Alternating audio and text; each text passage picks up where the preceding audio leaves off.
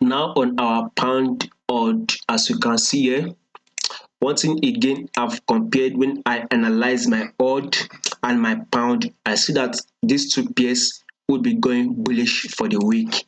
So one thing is that since our pound will be going bullish for the week and our odd will be going bullish for the week, I believe we'll be having something called a range market.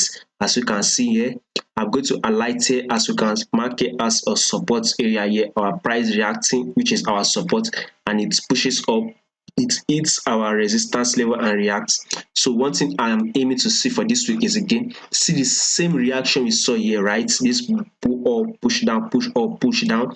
But on our 4 hour time frame, we'll definitely be seeing that move again on our pound odd. Exactly what I believe will possibly be happening, and let's see how our price plays out, as it will be very very bad for us to actually trade what we think, but actually we have to trade what we see. So when our price start giving us that ranging move, I would suggest to go continue to range, but see, aim to go bullish, hit this our resistance level. That's exactly what our advice, hit our resistance level, then you can actually now sell down to our support area, and if you want you can buy it again, go to our resistance level, then we can actually now sell again on our pound against our odd. So I believe very much we'll be having this ranging move. Let's sit on our daily time frame.